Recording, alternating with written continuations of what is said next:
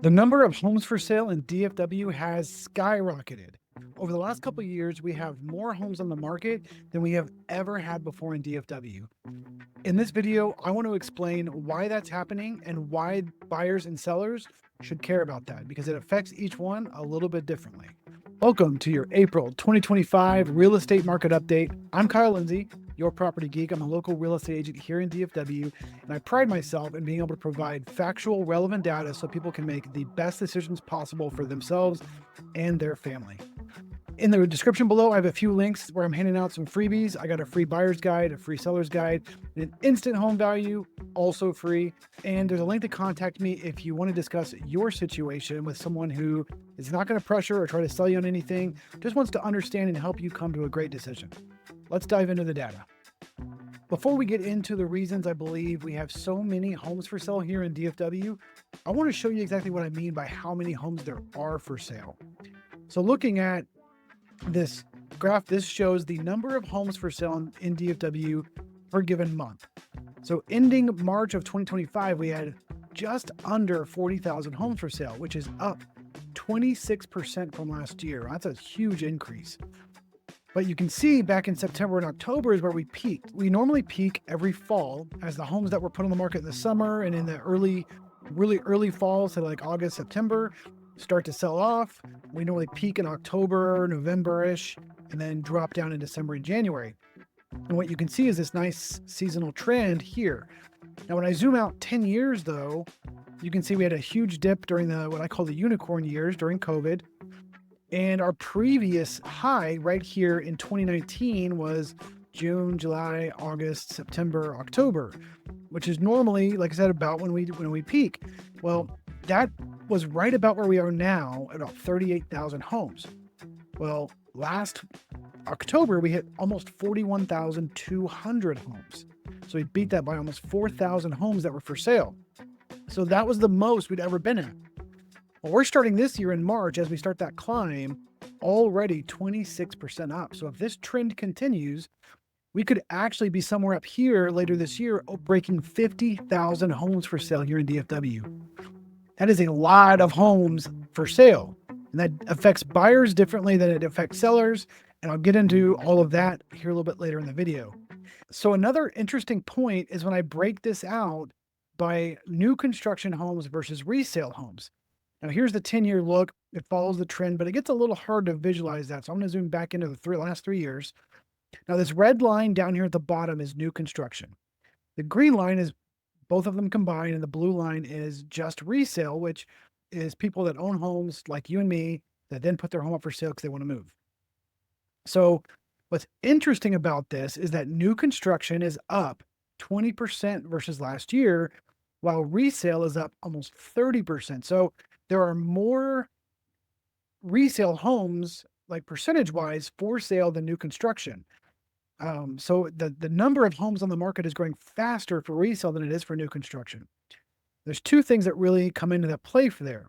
So one, when I go to closed sales, resale is actually down 3.4%. Well, new construction is up 0.5%, meaning there are more new construction transactions happening every month than there were last year. And in resale, there were less transactions happening. So new construction is selling at a faster pace than resale. And let's look at new listings. When I go here, there are 16% more listings for resale, and there's 19% new construction. So smashing all that together, every month, new construction is putting more homes on the market than resale is as a percentage of versus last year. So they're growing faster, but they're also selling more. So because of that, their inventory is not growing quite as quickly as resale is. All that really means for you and me right now is that new construction is hotter than resale homes. And again, I'll get into why that's important as a buyer or a seller here in a little bit. So next, I want to dive into why I think this is happening. When you look at why DFW has so many more homes for sale right now versus it did a couple of years ago, it can be a little bit of a perplexing topic, mainly because there is still so much more demand.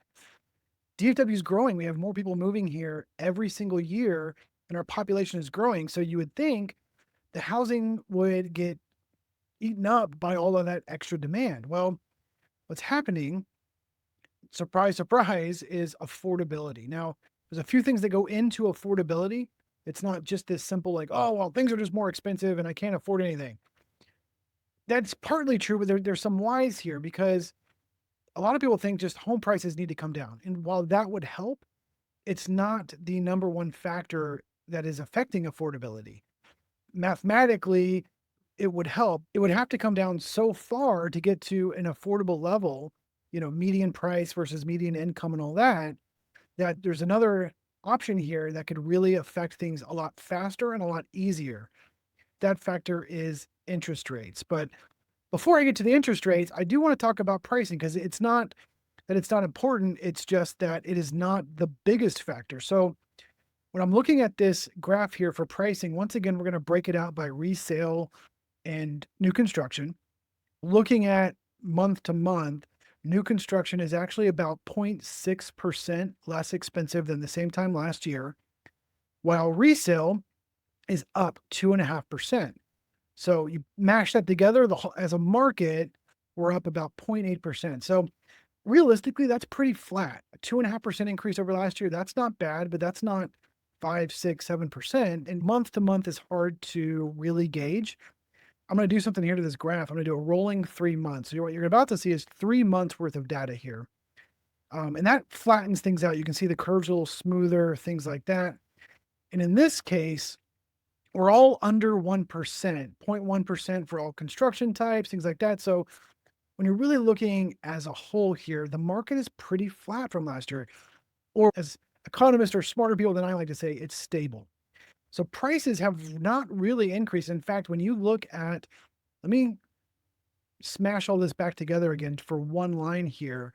When you look at this over the last couple of years, it has actually gotten smaller. So your peak here in 2022 was 400,000. Last year was 389. This year was 385. So prices are across the market actually stabilizing and coming down a little bit. You do not want to crash in real estate. It affects too many other industries. Now, what we'd like to see is this increase slightly, but stability is nice and slight increases. So year over year, if this starts going up, that would actually be better for everybody. And I can dive into that in a later video, but this is what we want to see. I thought this next one was a pretty interesting chart here that I wanted to show you. Now, this is done by the National Association of Home Builders. And what this is showing is the number of homes in the millions that people can afford at certain price ranges. Now, this is national. It's not local to DFW. I wish I had something for local here in DFW. But obviously what you could see is that the number of homes that could afford 0 to 200,000 is the largest. And as we go up in price, it goes lower. What's really interesting here is they estimate that 70% of households in America can only afford under 400,000. So that means only 30% of the households in America can afford over 400,000. That drops off still dramatically as we go higher and higher. So if pricing isn't the issue, let's talk about what really is the issue: interest rates. What I want to show you next, though, is buyer activity and how these rates affect buyer activity. What we're looking at is a graph combining the 30-year fixed rate mortgage, which is the orange line, and this kind of gray area graph down here is showing you mortgage originations, meaning how many people are applying for mortgages. You can really see that when mortgages dip around 6%, we had this huge spike in mortgage applications versus here, when the mortgages are at their highest, we had a valley in mortgage applications. This makes a ton of sense, but I love putting data to assumptions because you would assume this would be true, but you don't know until you put the data behind it. And this is what I like to show people, especially sellers, so that when I show them, hey, mortgage rates are getting closer to 7 again, meaning mortgage applications are down, meaning less buyers are active in the market. The more that we have people staying on the sidelines to purchase, that means more inventory in the market. And this is the big driving factor right now to why we are seeing so many homes sit on the market for so long and compete. I don't want to provide you with information only. I also want to be able to give you actionable insights that you can use to help make decisions. So what does all this mean? Well, if you're a seller, what this means is that as interest rates go up, it'll be harder for you to sell your home. Basic math right here is that you have more competition, meaning your home needs to stand out in some way. Depending on where you are in DFW, what neighborhood you're in, and how much competition you have at the moment, it means you may have to do something bigger and better than your competition, more features, more upgrades, or lower price, possibly. It just depends on your situation and what is feasible. That's where crafting the perfect strategy for your home to make sure that buyers see it as the obvious choice becomes very, very important to do. As a buyer, what I want you to take away from this is that as interest rates go up, you have less and less competition. So you're going to get a better deal. Now, don't let the interest rates scare you. I have other videos that explain how to manipulate that interest rate. Just because the average is around 7% does not mean that is what you're going to pay. There are strategies out there that you could pay less than the average rate right now. So if it's at 7, we might be able to get you somewhere around 4 or 5% and not have that money come out of your pocket. If you're curious about that, how you can make your home purchase more affordable without spending money out of your own pocket, use the link in my description, contact me, and we can talk through your situation and how we might be able to craft a strategy that fits you. There are always ways to win in any single market, whether you're buying or selling. So if that's something you've been considering, please contact me sooner than later so I can help you get prepared for that. Hopefully, this information helps. Thanks for joining me and have a great day.